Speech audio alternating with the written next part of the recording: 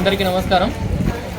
2024 సార్వత్రిక ఎన్నికల ప్రచారంలో భాగంగా ఈరోజు కదిరి నియోజకవర్గం కదిరి టౌన్ సైదాపురంలో ఉమ్మడి అభ్యర్థి జనసేన బీజేపీ టీడీపీ జనసేన ఉమ్మడి ఎమ్మెల్యే అభ్యర్థి అయినటువంటి కందికుంట వెంకటప్రసాద్ గారి సతీమణి యశోదాదేవి గారు ఎన్నికల ప్రచారంలో తిరగడం మొదలుపెట్టినారు. ఇందులో భాగంగా కూటమి నాయకులందరం మేము కూడా వెంట ఉన్నాం. ఇక్కడ చూస్తే ప్రతి ఇంటిలోనూ ప్రతి ఒక్క ఓటర్ కూడా ఒకటే అంటున్నారు, మన కందికుంట అన్నతోనే మన కదిరి నియోజకవర్గం అభివృద్ధి అనేది జరుగుతుంది. ఈ 5 ఏళ్ల పాలనలో అభివృద్ధి అనేది మేము ఎక్కడా ఇసుమంతా కూడా మేము చూడని పరిస్థితి. ఈ మన కందికుంట అన్న ఉంటేనే మనకు అభివృద్ధి జరుగుతుంది అనే విషయం అందరూ చెప్తున్నారు.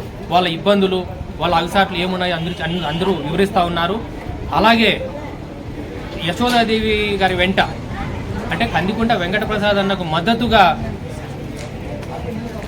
బ్రహ్మరథం పడుతున్నారు జనాలు.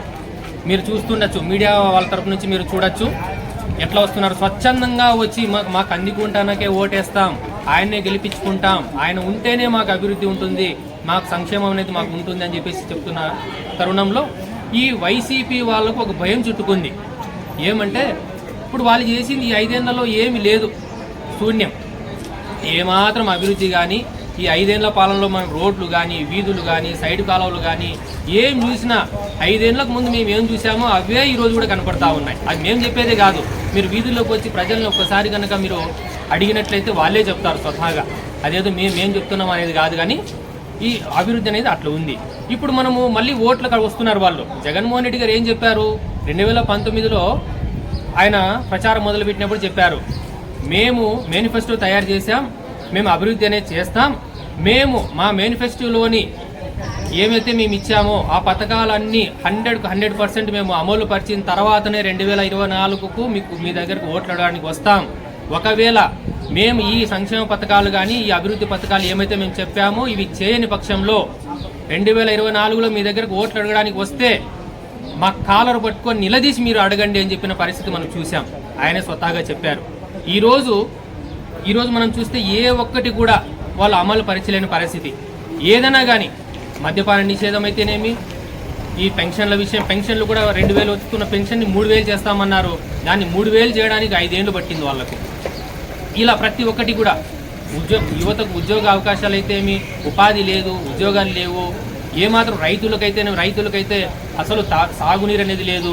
మేము పల్లెల్లోకి కానీ వాడల్లోకి కానీ పోతే తాగునీటి ఎద్దడి తీవ్రంగా ఉంది. కనీసం తాగునీరు మంచినీరు ఇవ్వడానికి కూడా వీళ్ళ పరిస్థితి లేదు. ఈ తరుణంలో వాళ్ళు ఇప్పుడు ఎలక్షన్లకు రావాలా, ఓట్లు అడగడానికి రావాలా, ఏం చేయాలా, మనం చెప్పింది ఏమీ చేయలేదు. కాబట్టి మనం ఏ రకంగా ఇప్పుడు మనం ఓటర్ల దగ్గర పోవాలా అనే ఉద్దేశంతో ఒకే ఒక మంత్రం ఇప్పుడు ఎంచుకున్నారు. అదేంటంటే మతాల మధ్య చిచ్చు పెట్టాలా. ఎలా ఇప్పుడు మీరు టీడీపీకి ఓటేస్తే బీజేపీకి వెళ్ళిపోతుంది, మీరు ఆ బీజేపీకి కనుక ఓటు పోయిందంటే మిమ్మల్ని మీ ముస్లిం మైనార్టీలందరినీ మీరు తరిమేస్తారు, ఇట్లా చేస్తారు అట్లా చేస్తారు అని చెప్పేసి సామరస్యంగా ఉన్నటువంటి ఇన్నేళ్లుగా ఎక్కడే కానీ మతాల మధ్య కానీ కులాల మధ్య కానీ ఏమాత్రం విద్వేషపూరితంగా ఏమీ లేకుండా సామరస్యంగా ఉన్నటువంటి మన ప్రాంతంలో మతాల మధ్య కులాల మధ్య విద్వేషాలు రెచ్చగొట్టే ప్రయత్నం ఇప్పుడు చేస్తున్నారు. అదేంటంటే మన ఎమ్మెల్యే అభ్యర్థి అయినటువంటి మక్బూల్ బాషా గారు ఒక మీటింగ్లో చెప్పారు, ఏమని, ఇప్పుడు మనము టీడీపీకి ఓటేస్తే డైరెక్ట్గా మీరు బీజేపీకి ఓటేసినట్టే. ఒకవేళ బీజేపీ కనుక మనకు ఎన్డీఏ ప్రభుత్వం కనుక అధికారంలోకి వస్తే ఖచ్చితంగా ముస్లిం మైనార్టీలందరినీ ఈ ఆస్తులు పాస్తులు ఇండ్లు అని చెప్పి ఆ ఇండ్లన్నీ మనం లాక్కుని బయటకు తరిమేస్తారు అని చెప్పి భయభ్రాంతులు గురి చేసే పరిస్థితి ఇప్పుడు మనం చూసాం, మనని విన్నాం. ఈ సోషల్ మీడియాలో కానీ ఎక్కడ చూసినా మనకు వీడియో వైరల్ అవుతా ఉంది. అయ్యా, మీరు ముస్లిం మైనార్టీలు అంటే మీరేందో వాళ్ళని ఎరయ్యేలా, వాళ్ళు ఏదో మభ్యపెట్టాలా అని చూస్తున్నారు. వాళ్ళు మీరు అనుకున్నంతగా అమాయకంగా ఎవరు లేరు.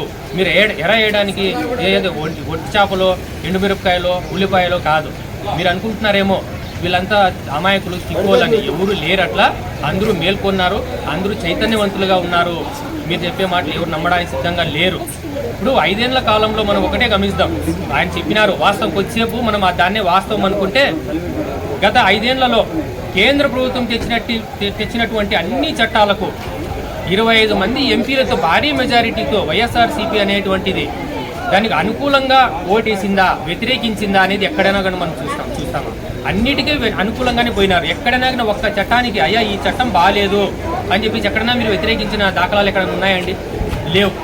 మీ మంత్రి అంటున్నారు, మొన్న మధ్యలో చూసాం, మనం ఒక వీడియో చూసాం, ఆయన ఏమంటున్నారు, మాకు వచ్చిన ఎంపీ సీట్లన్నీ కూడా బీజేపీ ప్రభుత్వానికి మేము గంపగుత్తగా ఇచ్చేస్తాము అని అంటున్నారు.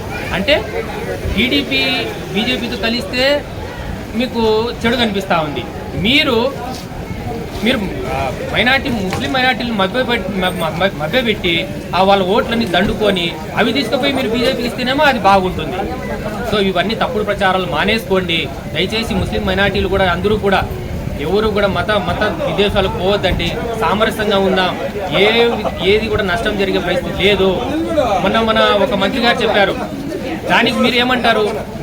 మీ మంత్రి ఒక రకంగా చెప్తారు, మీరు ఇంకొక రకంగా చెప్తున్నారు.